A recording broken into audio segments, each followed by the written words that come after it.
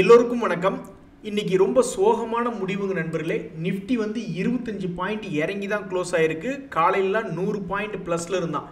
இந்த சமயத்தில் வந்து எஃப்ஐஎஸ்னுடைய ஹோல்டிங் எவ்வளவு, இன்னைக்கு என்ன பண்ணியிருக்காங்க, அதாவது நெட்டாக இன்னைக்கு அவங்க என்ன பண்ணியிருக்காங்க அப்படின்னு பார்த்தா கேஷ் மார்க்கெட்டில் 2454 கோடிக்கு விற்று தான் வச்சுருக்காங்க. போன மச்சான் திரும்பி வந்தா அப்படின்ற மாதிரி நேற்று பெருசாக விற்கல, ஆனால் இன்னைக்கு பிடிச்சி பெருசாக விற்று விட்டு போயிட்டாங்க. இந்த சமயத்தில் கழுதைக்கு தெரியுமா கற்பூர வாசனை அப்படின்ற மாதிரி முதல்ல எஃப்ஐஎஸ்னுடைய ஹோல்டிங் அதிகமாக இருக்கும், ஹோல்டிங் வேல்யூ ஷேர் மார்க்கெட்டில் அதிகமாக இருக்கும். இப்போ அவங்களுக்கு ஈக்குவலாக ஷபாஸ் கமாண்டா சிங்க குட்டிகளா அப்படின்ற மாதிரி டிஐஎஸ்னுடைய ஹோல்டிங் பர்சன்டேஜும் இப்போ ஆல்மோஸ்ட் 70 லட்சம் கோடி அப்படின்றது நெருங்கி வந்திருக்கு. இதுக்கு முக்கிய காரணம் இந்த ஒரே வருஷத்தில் மட்டும் 17 லட்சம் கோடி அவங்களுடைய மார்க்கெட் கேபிட்டல், அதாவது ஹோல்டிங் வேல்யூ என்பது இன்க்ரீஸ் ஆயிருக்கு. அது எதனால் அப்படின்னு பார்த்தோம்னா இந்த ஒரே வருஷத்தில் மட்டும் மியூச்சுவல் ஃபண்டில் நம்மளுடைய இன்வெஸ்டர்ஸ் எவ்வளோ போட்டிருக்காங்கன்னா கிட்டத்தட்ட 9.25 லட்சம் கோடி. இப்படியே இன்னும் 2-3 வருஷம் போட்டாங்கன்னா போதும், அவ்வளோதான். எஃப்ஐஎஸை விடவும் டிஐஎஸ் தான் அதிகமான ஹோல்டிங் அப்படின்றது வச்சுருப்பாங்க. இன்னைக்கு ஷேர் மார்க்கெட்டில் ஒரு முக்கியமான செய்தி என்னென்னா, இந்த ஃபினோலெக்ஸ் கேபிள்ஸ் அப்படின்ற ஷேர் இன்னைக்கு 7% ஏறி இருக்கான். யாருக்கு கிடைக்கும் இவ்வளவு பெரிய அதிர்ஷ்டம் அப்படின்ற மாதிரி ஏகப்பட்ட ஷேர்கள் ஏறாமல் படுத்து கிடக்கக்கூடிய இந்த சூழ்நிலையில் இந்த ஃபினோலெக்ஸ் கேபிள்ஸ் அப்படின்ற ஷேர் 7% ஏறி இருக்கு. இப்படி 7% ஏறினது மட்டும் இல்லை, அது வந்து 2 days மூவிங் ஆவரேஜ் பக்கத்தில் இருக்குது.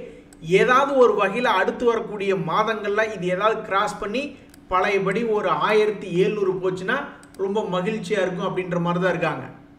நண்பர்களே, ரொம்ப முக்கியமான விஷயம், உங்களுடைய 2025 இன்வெஸ்ட்மெண்ட் ஸ்ட்ராட்டஜி என்ன?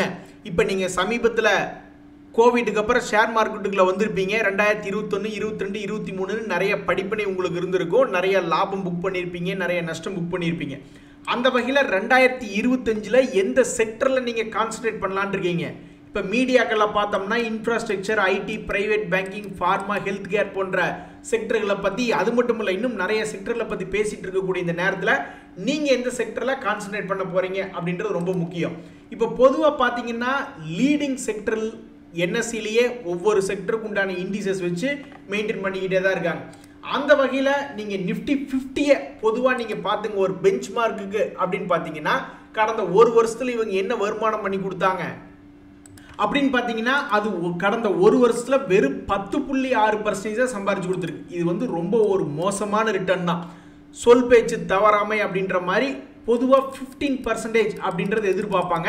பட் நம்ம ஜனவரி டு டிசம்பர் டு ஜனவரி அப்படின்னு பார்க்க தேவையில்லை. நம்ம பார்க்க வேண்டியது வந்து ஏப்ரல் டு நெக்ஸ்ட் மார்ச் வரைக்கும் பார்க்கணும். எது எப்படியோ 1 year பீரியட் அப்படின்னு பார்க்கும்பொழுது வெறும் 10% இந்த பெஞ்ச் மார்க்காக இருக்கக்கூடிய நிஃப்டி 50 இண்டெக்ஸ் சம்பாரிச்சு கொடுத்துருக்கு.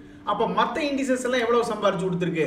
ஒரு உதாரணத்துக்கு இந்த நிஃப்டி பேங்க், அது இதை விட மோசம், 7% சம்பாரிச்சு கொடுத்துருக்கு. அதுக்கு நிஃப்டியே பரவாயில்ல அப்படின்ற மாதிரி இருக்கு.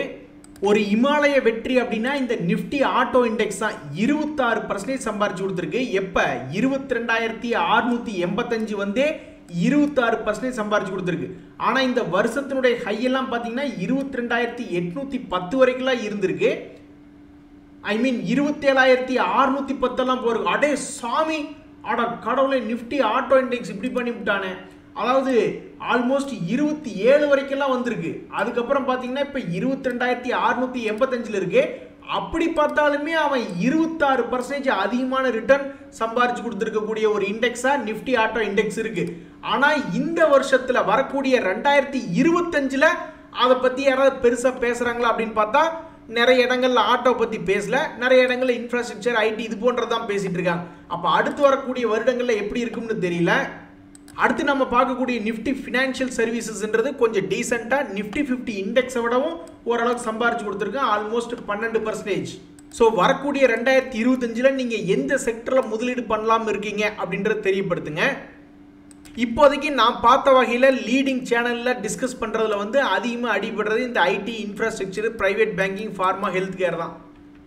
நண்பர்களே, உங்களுக்கு தெரியாதில்ல, நம்மளுக்கு சந்தோஷம் என்பது ஒரு நல்ல ஐபிஓ கிடைச்சதுன்னா டக்குன்னு ஒரு 10-15 நாளில் ஓரளவுக்கு லாபம் கிடைக்கிறதுனால ஐபிஓக்கள் தான் சந்தோஷப்படுத்திக்கிட்டு இருக்கு.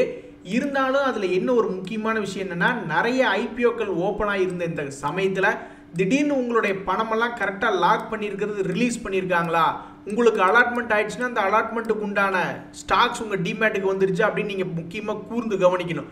ஏன்னா ஏகப்பட்ட ஐபிஓக்களுக்கு நீங்கள் அப்ளை பண்ணும்பொழுது கரெக்டாக நீங்கள் ஸ்ட்ரீம்லைன் பண்ணி ஃபாலோ பண்ணல, ஏதாவது ஒன்று நடந்துருச்சுன்னா, ஏன்னா இது என்ன நடக்காமையாக இருக்குது, எத்தனையோ பேர்த்துக்கு போட்ட பணம் லாக் ஆனது ரிலீஸ் ஆகாமல் இருக்கும், அல்லது அக்கௌண்ட்லேருந்து டெபிட் ஆகிருக்கும், ஆனால் ஸ்டாக் வந்திருக்காது, அந்த மாதிரிலாம் இருக்கும். ஸோ உங்களுடைய ஐபிஓக்களை கரெக்டாக பார்த்து ட்ராக் பண்ணிங்க. அப்ளை பண்ணியிருக்கீங்க, அலாட்மெண்ட் ஆகலைன்னா அப்போ அதுக்குண்டான பணம் கரெக்டான டேட்டில் ரிலீஸ் ஆகி உங்களுக்கு வந்துடணும். அப்புறம் அப்படி இல்லைன்னா நீங்கள் ரெஜிஸ்டரை கான்டாக்ட் பண்ணணும். நண்பர்களே, இந்த டாடா கெம் அப்படின்ற ஷேர் யாராவது சமீபத்தில் பார்த்துருக்கீங்களா? எப்பெல்லாம் சமீபத்தில் ஒரு குறிப்பிட்ட சப்போர்ட் லெவலில் வந்து உழுகிறானோ அங்கிருந்து ஏறக்கே தான் முயற்சி செய்கிறான். இவன் முயற்சி செய்யலினாலும் எனத்தையாவது ஒரு நியூஸ் மீடியாக்களில் வந்து இவனை தூக்கி விடுறதுக்கு பார்க்குறாங்க. அந்த வகையில் இன்னைக்கு மீடியாவில் ஒரு செய்தி வந்து இந்த ஸ்டாக்கை மேல் நோக்கி தூக்கி விட்டாங்க. தொடர்ந்து மேல் நோக்கி வருமா இல்லையா அப்படின்ற ஒரு எதிர்பார்ப்பு இந்த டாடா கெமிக்கலில் வந்துகிட்டு இருக்கு. இந்த டாடா கெமிக்கல் எப்படி ஒரு சப்போர்ட்லேருந்து மேல் நோக்கி ஏறி வந்துக்கிட்டே இருந்தானோ அதே மாதிரி சமீபத்தில் ஏறி வந்தவன் தான் இந்த என்எல்சி இந்தியா அப்படின்ற ஷேர். இந்த முறை மறுபடியும் 240 ரூபாயிலிருந்து 280 ரூபா வருமா அப்படின்ற ஒரு எதிர்பார்ப்பு இந்த ஷேரில் வந்திருக்கு. அதே மாதிரி பிரிட்டானியா ஷேர், அதாவது அது ஒரு லார்ஜ் கேப் ஷேர். அந்த ஷேர்ல என்ன ஒரு செய்தி அப்படின்னா, அது ஏதாவது ஒரு முடிவுக்கு வராமல் ஒரே இடத்துல உட்காந்துக்கிட்டு இருக்கு. கடந்த ஒரு மாதமாக ஒரு குறிப்பிட்ட லெவல்லையே இருக்கு. இதுக்கு முன்னாடியெல்லாம் இந்த மாதிரி சப்போர்ட் லெவல் வரும்பொழுது அவன் நல்லா ஒரு ரெக்கவரி, ஷார்ப்பாக ரெக்கவரி ஆகி காமிச்சிருக்கான். ஆனால் என்ன காரணத்தினாலேயே இந்த முறை ஆல்மோஸ்ட் ஒரு மாதத்துக்கு மேலாக ஒரே லெவலில் நீட்டி படுத்த மேனிக்கா இருக்கு. என்னைக்கு இவனுக்கு ஒரு நல்ல காலம் போகிறது, பழையபடி ஒரு 6000 5000 வரும் அப்படின்றது தெரியல. தற்போதைக்கு அவனுடைய ரெகுலர் சப்போர்ட் ஏரியாவில் நிற்கிறான். இந்த இடத்துல சப்போர்ட் எடுக்கிறானா இல்லை பிரேக் டவுனா அப்படின்றது ஆண்டவனுக்கே வெளிச்சம். ஏதாவது கீழே இறங்கி கிடந்தா ஒரு பொன்னான வாய்ப்பு அப்படிம்பாங்க. ஆனால் அந்த பொண்ணே கீழே இறங்கி கிடந்தா, பொன் என்பது அந்த கோல்டே இறங்கி கிடந்தா என்ன பண்ணுவீங்க? ஸோ கோல்டு என்பது கடந்த ஒரு மாதத்தினுடைய கொஞ்சம் லோ ப்ரைஸில் தான் தற்போதைக்கு ட்ரேட் ஆகிட்டு இருக்கு. மற்ற நாடுகளை விடுங்க, மற்ற நாடுகளில் நம்ம தங்கம் நம்ம விலையை விட அங்கே கம்மியாக கூட இருக்கலாம், யாருக்கு தெரியும், அல்லது அதிகமாக இருக்கலாம், அதை பற்றி நம்மளுக்கு கவலையே இல்லை. பட் நம்ம இந்தியாவில் மட்டும் தங்கத்துக்கு எப்போவுமே ஒரு மதிப்பு இருக்குது. ஒரு கல்யாணம் ஆகட்டும் அல்லது வேறு எந்த ஒரு விசேஷ காரியமாகட்டும், தங்கம் இல்லாமல் எந்த ஒரு மதத்துலையும் நடக்கிறதே இல்லை. அதனால் நம்ம நாட்டை பொறுத்த வரைக்கும் உலகத்தில் கூட எனக்கு கோல்டு வேண்டான்னு எவனாவது காலில் எட்டி வச்சா கூட நம்ம நாட்டில் தங்கத்துக்கு வந்து ஒரு ஃபைனான்ஷியல் இன்ஸ்ட்ருமெண்ட்டாக இல்லை என்றாலும் அந்த தங்கத்துக்கு ஒரு வேல்யூ இருக்குது, மதிப்பு இருக்குது. அப்படின்ற ஒரு காரணத்தினால தங்கம் விலை எப்போ கீழே இறங்கினாலும் ஒரு மாதிரி திருப்பி ஏறிக்கிட்டே தான் இருக்கான். அந்த வகையில் தற்போது ஒரு மாதம் லோவில் ட்ரேட் ஆகிட்டு இருக்கு தங்க விலை. இனி அடுத்தது என்ன ஆகுது அப்படின்றது பொறுத்து இருந்தால் பார்க்கணும்.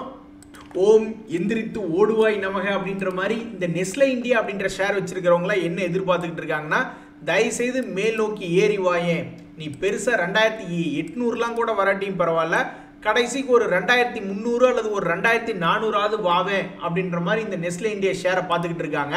ஒரு உதாரணத்துக்கு இந்த ட்ரிவேணி அப்படின்ற ஷேர்லாம் பாருங்களேன், இதெல்லாம் முதலீட்டாளர்களை எப்படி சந்தோஷப்படுத்தி இருக்கு.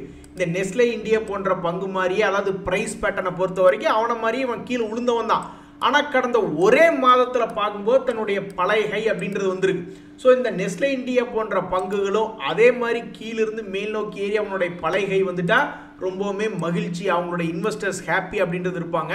ஒரு முக்கியமான செய்தி நண்பர்களே, நம்ம ரஷ்யாவிலிருந்து க்ரூட் ஆயில் இறக்குமதி பண்ணிக்கிட்டே இருந்தோம் ஸ்பாட் மார்க்கெட்டில் வாங்கிட்டு. திடீர்னு பார்த்தா இப்போ அதுக்கு தட்டுப்பாடு ஆயிடுச்சு. அதனால் வந்து மிடில் ஈஸ்டில் இப்போ இந்த நவம்பர் மந்த் எடுத்து பார்க்கும்போது மிடில் ஈஸ்ட்லேருந்து வந்த க்ரூட் ஆயில் தான் அதிகம் அப்படின்ற மாதிரி சொல்கிறாங்க. இதை வச்சுக்கிட்டு ஏதாவது க்ரூட் ஆயில் ரிலேட்டடான ஸ்டாக்ஸ் மேல் நோக்கி ஏறி வந்தால் பரவாயில்ல தான். ஒருவேளை ரஷ்யாவில் நீ ஆயிலே இல்லை, அதனால் க்ரூட் ஆயிலுடைய விலையெல்லாம் ஏறுது அப்படின்னாலும் நம்ம ஸ்டாக் மார்க்கெட்டில் சில ஸ்டாக்ஸுக்கெல்லாம் அது பாசிட்டிவாக தான் இருக்கும். நண்பர்களே, இந்த இமாமி லிமிடெட்னு ஒரு ஷேர், அவன் ஏதாவது மேலே ஏறக்கு மொமெண்டம் காட்டுறானா? அவனுடைய Q2 ரிசல்ட்னுடைய செய்தி என்ன, நியூஸ் என்ன? இன்று 5% ஏறி இருக்கக்கூடிய இமாமி லிமிடெட் அப்படின்ற ஷேர் அதனுடைய Q2 ரிசல்ட் அப்படின்றது திறமையாக தான் பண்ணியிருக்கான். ஜூன் குவார்ட்டரில் பார்த்தீங்கன்னா 151 கோடி தான் லாபம். ஆனால் செப்டம்பர் குவார்ட்டரில் பார்த்தோம்னா 211 கோடி லாபம். அது வந்து அது முந்தின வருஷத்தோடவும் ஓரளவுக்கு பெட்டராக தான் பண்ணியிருக்கான். ஆனால் இப்படி பெட்டராக பண்ண பங்கு நல்லவனுக்கு காலம் இல்லை அப்படின்ற மாதிரி இப்போ அவன் அந்த ஷேரை பிடிச்சி இறக்கி விட்டாங்க. 800 ரூபாயிலிருந்து 600 ரூபாயில் வந்து இப்போ ட்ரேட் ஆகிட்டு இருக்கு. மறுபடியும் 600 ரூபாயிலிருந்து அது 800 ரூபா போகுமா அப்படின்ற ஒரு எதிர்பார்ப்பு இந்த ஷேரை வச்சிருக்கிறவங்களுடைய மனசில் வந்திருக்கு. இமாமி லிமிடெட் அதோட பேர். நண்பர்களே, மீடியாவில் ஏதாவது ஒரு செய்தி வருது, அவங்க ஒரு ஏதோ ஒரு அவங்களுக்கு சோர்ஸ் ஆஃப் நியூஸ் வருதுன்னு வச்சுங்க, அதை வச்சு எழுதிடுறாங்க. கடைசியில் அது உண்மையா இல்லையா அப்படின்றது அந்த கம்பெனி தான் என்னன்றதை தெளிவுபடுத்தணும். இந்த ஏம்பர் என்டர்பிரைசஸ் 2 நாட்கள்ல மிக அருமையான லாபம் 20% மேல சம்பாதிச்சு கொடுத்துருக்காங்க 2 நாள்ல. இதுக்கு காரணமா என்ன காரணமா இருக்கும் அப்படின்னு பார்த்துக்கிட்டு இருக்கீங்களா, மீடியாக்கள் எல்லாம் செய்தி வருது. அவங்க வந்து அவங்களோட எலக்ட்ரானிக்ஸ் டிவிஷனை டீமெர்ஜ் பண்ணிடுவாங்க அப்படின்ட்டு.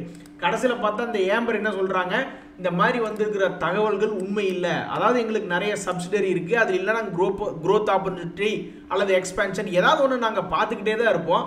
அப்படி ஏதாவது ஒரு முக்கியமாக நாங்கள் மக்களுக்கு சொல்ல வேண்டியது இருக்குது, பப்ளிக்கு சொல்ல வேண்டியது இருக்குன்னா நாங்கள் அதை கண்டிப்பாக நாங்களே டிஸ்க்ளோசர் பண்ணிவிடுவோம். அது என்ன வேற ஒரு பக்கம் வந்ததுக்கப்புறம் நாங்கள் வந்து டிஸ்கஸ் பண்ணுறது அப்படின்ற மாதிரி வந்திருக்கிற தகவல் வந்து சரியில்லை, கரெக்ட் இல்லை அப்படின்ற மாதிரி அவங்க ஒரு இன்ஃபர்மேஷன் கொடுத்துருக்காங்க. இதனால் இனி இந்த நாளைக்கு அந்த ஏம்பர் என்ன ஆக போகுதுன்னு தெரியல.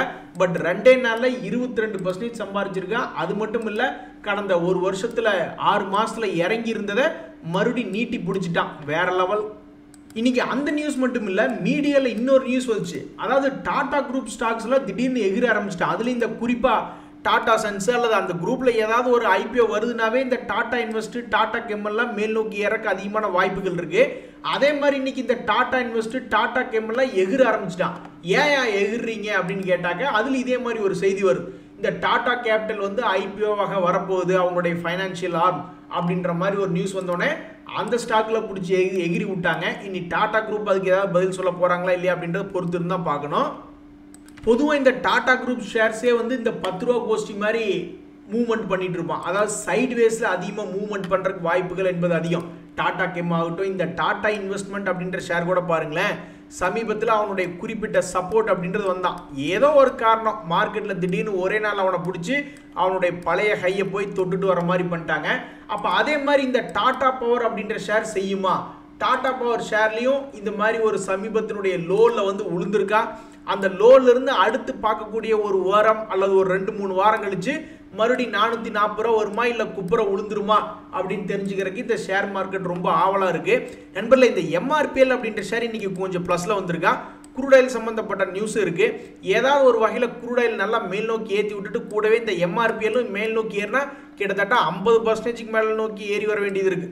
ஸோ எம்ஆர்பிஎல் எதிர்காலத்தில் வருமா அப்படின்றது ஒரு கேள்வியா இருக்கு.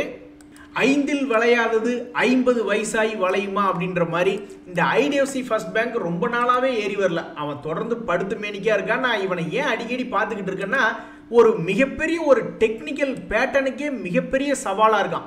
அதாவது இந்த மாதிரி ஒரு டெக்னிக்கல் பேட்டர்ன் இருக்குது அப்படின்னா அவன் டெக்னிக்கல் பேட்டர்னை ரெஸ்பெக்ட் பண்ணுறான்னு அர்த்தம். பட் இந்த இடத்த வந்து முட்டி கிட்டத்தட்ட 2-3 மாதம் ஆயிடுச்சு. மேலே அந்த 73 அல்லது 74 அப்படின்ற லெவலை வந்து தொடவே மாட்டேங்கிறான். இது ஒரு மிகப்பெரிய ஒரு சவாலாக இருக்குது டெக்னிக்கல் பேட்டர்னுக்கே. அப்பேற்பட்ட இந்த ஐடிஎஃப்சி ஃபர்ஸ்ட் பேங்க் தயவுசெய்து மேலே ஒரு 10 ரூபாயாவது ஏறி வந்தால் உனக்கு மரியாதையா இல்லையோ, இந்த ஷேரை வச்சிருக்கிறவங்களுக்கு ஒரு மரியாதை கிடைக்கும், ப்ளஸ் இந்த டெக்னிக்கல் பேட்டர்னுக்கு ஒரு மரியாதை கிடைக்கும். நண்பர்களே, இந்த ஸ்விக்கி அப்படின்ற ஷேர் உங்களுக்கு தெரியும். அவங்க வெளியிட்டிருக்கிற தகவல் பாருங்க, நீங்க எல்லாம் தைரியமாக ஒரு பிரியாணி கடையோ அல்லது தோசை கடையோ போடணும், அதாவது ஒரு ஹோட்டல் ஆரம்பிக்கணும்னா எந்த விதமான மனக்குழப்பமும் இல்லாமல் நீங்கள் பாட்டுக்கு என்னத்தையாவது ஒன்றை கண்டுபிடிச்சி அந்த டிஷ்ஷை பிரபலமாக்கிறதுக்கு ஏற்கனவே பிரபலமாக இருக்கிற டிஷ்ஷை உங்கள் கடையில் போட்டு போயிடலாம். பிரியாணி அதுதான் இந்த 2024 அதிகமான ஆர்டர் செய்யப்பட்ட உணவாகவும், அதுக்கடுத்து இந்த தோசை தான் அதுக்கு அடுத்த உணவாகவும் வந்திருக்கு. அப்போ ஒரு ஹோட்டல் கடையை வச்சுக்கிட்டு பிரியாணி தோசையும் போட்டாவே ஜெயிச்சு மேலே வந்துடலாம் அப்படின்றதான் இந்த கருத்து கணிப்பு காட்டுது. நண்பர்களே, டாபர் இந்தியான்னு ஒரு ஷேர், அது ஒரு லார்ஜ் கேப் ஷேர் தான். அந்த ஷேர் மேல் நோக்கி வந்ததுன்னா அந்த ஷேரை வச்சிருக்கிறவங்களுக்கு ஒரு சந்தோஷம் வரும். அதாவது அவங்க என்ன எதிர்பார்ப்பாங்க, இதுக்கு முன்னாடியெல்லாம் நீ ஒரு வெட்டுக்கிளி மாதிரி பறந்துருக்கீல, அப்போ இந்த முறையும் அதே மாதிரி சப்போர்ட்ல இருந்து அடுத்த ஒரு 6 மாதம் கழிச்சு பார்க்கும்பொழுது இப்படி மேல் நோக்கி பறந்து வாயே அப்படின்ற மாதிரி அவங்க எதிர்பார்த்துக்கிட்டு இருப்பாங்க. அந்த மாதிரி வந்துச்சுன்னா மகிழ்ச்சி தான். நண்பர்களே, சென்னையில் சொந்த வீடு வச்சுக்காத வாடகை வீட்டில் இருன்னு சொல்கிறவங்க கண்டிப்பாக கும்பா குட்டியாக தான் இருப்பான். ஏன்னு கேளுங்க, இந்த டிவிஎஸ் எமரால்டு அப்படின்றவங்க இப்போ சமீபத்தில் சென்னையில் 2800 கோடி மதிப்பிலான லேண்டை வந்து அக்வசிஷன் பண்ணியிருக்காங்க. எதுக்கு? டெவலப் பண்ணி ஒரு பெரிய ப்ராஜெக்ட் விற்கிறதுக்கு தான். அதனால் நண்பர்களே, சென்னையில் வந்து எவ்வளவு கஷ்டப்பட்டு தெரிஞ்சோ தெரியாமலோ ஒரு நல்ல இன்வெஸ்ட்மெண்ட் பண்ணி ஒரு 1000 சதுரடி நீங்கள் வச்சுருந்தீங்கன்னா கூட நீங்கள் எல்லாம் கோடிகளுக்கு அதிபதி. அதனால் சல்லிஸு அதையெல்லாம் எந்த காலத்துலையும் வித்துட்டு போயிடாதீங்க. என் பையன் அமெரிக்காவில் செட்டில் ஆகிட்டான், இனி இந்த சென்னை இடத்த வச்சு நான் என்ன பண்ண போகிறேன் அப்படின்னு சும்மா எந்த சல்லிஸாக விற்று விட்றாதீங்க. சென்னையிலாம் லேண்டு வந்து ஒரு தங்கம் மாதிரி போய்கிட்டு இருக்கு. நண்பர்களே, யாரெல்லாம் அக்ரி பண்ணுறீங்க? ஷேர் மார்க்கெட்டை பொறுத்த வரைக்கும் ஏதாவது ஒரு ஷேர்கள் படுத்த மேனிக்கே இருக்கும். திடீர்னு பார்த்தா அவன் ஒரு வருஷமாக ஏறாத ஒரே வருஷத்தில் ஏறிடுவான் அப்படின்ட்டு. அப்படி தான் ஒரு காலத்தில் என்னாச்சு, இந்த ஹிந்துஸ்தான் யூனிலிவர் அவன்லாம் வந்து எஃப்எம்சிஜியில் நல்ல டாப் கம்பெனி தான். ஒரு கட்டத்தில் வந்து அவன் தொடர்ந்து இறங்குமுகமாகவே இருந்தான். திடீர்னு பார்த்தா இந்த 2024 ஸ்டார்டிங்கில் வந்து ஏற ஆரம்பித்தவன் தான் 2000 ரூபாய் ரேஞ்சிலிருந்து 50% சம்பாரிச்சு கொடுத்துட்டான். 3000 வரைக்கும் போயிட்டு அப்புறம் என்னாச்சுன்னா ஒரு மிகப்பெரிய வீழ்ச்சி தான். அப்போ இந்த ஷேர் வந்து ஒரு ட்ரெண்டிங் கிளியாகவோ அல்லது ஒரு வெட்டுக்கிளி மாதிரியாகவோ இறங்கி இறங்கி ஏறுமா, மறுபடியும் எப்பாவது ஒருக்கா 3000 ரூபா வருமா அப்படின்ற மாதிரி அந்த ஷேர் முதலீட்டாளர்கள்லாம் ரொம்ப விருப்பமாக எதிர்பார்த்துக்கிட்டு இருக்காங்க. இந்த ஹெச்டிஎஃப்சி லைஃப் இன்சூரன்ஸ் அப்படின்ற ஷேர்னுடைய முதலீட்டாளர்களும் ஆண்டவா எப்படியாவது இவனை ஏற்றி விடு அப்படின்ற மாதிரி ஒரு பிரார்த்தனையில் இருக்காங்க. இதுக்கு முன்னாடியெல்லாம் இந்த ஷேர் ஒரு குறிப்பிட்ட ட்ரெண்டிங் அப்படின்றது எடுத்துட்டு ஒரு சப்போர்ட் எடுத்துட்டு ஒரு சப்போர்ட்டை பில்ட் பண்ணிட்டு தான் டபக்குன்னு ஏறுவான். அப்புறம் மறுபடியும் ஏதாவது ஒரு சப்போர்ட்டை பில்ட் பண்ணிட்டு அப்புறம் டபக்குன்னு மறுபடியும் ஏறுவான். அப்போ இனிமேல் தான் சப்போர்ட்டு பில்ட் பண்ணுறக்கே ஆரம்பிக்க போகிறானா அப்படின்றது பொறுத்து இருந்தால் பார்க்கணும். ஸோ இப்போதைக்கு இந்த ஹெச்டிஎஃப்சி லைஃப் இன்சூரன்ஸ் ஷேர் வச்சிருக்கிறவங்கலாம் ஆண்டவா எப்படியாவது இவனை சப்போர்ட் எடுக்க வச்சு ஒரு 1000 ரூபாய்க்கு கொண்டு போய் விட்டுரு அப்படின்ற மாதிரி தான் வேண்டிக்கிட்டு இருப்பாங்க. இன்றைக்கி வேறு எதுவும் பெருசாக நியூஸ் இல்லைங்க நண்பர்களே. ஏறின 100 பாயிண்ட்டை கீழே இறக்கி விட்டாங்க. ஆனால் ஒரே ஒரு சந்தோஷமான செய்தி என்னென்னா, சமீபத்தில் தான் லிஸ்ட் ஆச்சு இந்த ஒன் மொபிக்விக் சிஸ்டம்ஸ் அப்படின்ற ஷேர். அவன் இன்னைக்கு 15% ஏறி வேற லெவலில் வெறித்தனம் பண்ணியிருக்கான். ஸோ ஆல்மோஸ்ட் கீழே 487 ரூபா போனவன் இப்போ 610 ரூபா வந்துட்டான். நண்பர்களே, ஷேர் மார்க்கெட்டில் எதில் பணம் போடுறோம் அப்படின்றது ரொம்பவுமே முக்கியம்தான். அந்த வகையில் 2025 எந்த செக்டரில் பணம் போடுறோம் அப்படின்றது ரொம்ப ரொம்ப முக்கியம். மீடியாக்களை பொறுத்த வரைக்கும் அவங்க ஏகப்பட்டதை டிஸ்கஸ் பண்ணுறாங்க தான். ஆனால் ஒவ்வொரு அனலிஸ்ட்டும் டிஸ்கஸ் பண்ணும் பொழுது அவங்களுக்குள்ள ஏதாவது முக்கியமான செக்டர்களை அதிகமாக சொல்கிறாங்களா அப்படின்றது பார்க்குற ரொம்ப முக்கியம். அந்த மாதிரி அதிகமான அனலிஸ்ட்டுகள், புரோக்கரேஜ்கள், மீடியாக்கள் டிஸ்கஸ் பண்ணிட்டு இருக்கக்கூடிய சில செக்டர்களை நான் இங்கே லிஸ்ட் பண்ணியிருக்கேன். Infrastructure, IT, private banking, pharma, health கேர்னு. இதெல்லாம் 2025 நல்லா இருந்ததுன்னா ரொம்ப சந்தோஷமாக தான் இருக்கும். இன்றைய தகவல் அனைத்து உங்களுக்கு உதவியாக இருந்ததுன்னா எனக்கும் மகிழ்ச்சி தான். ரொம்ப நன்றி, வணக்கம்.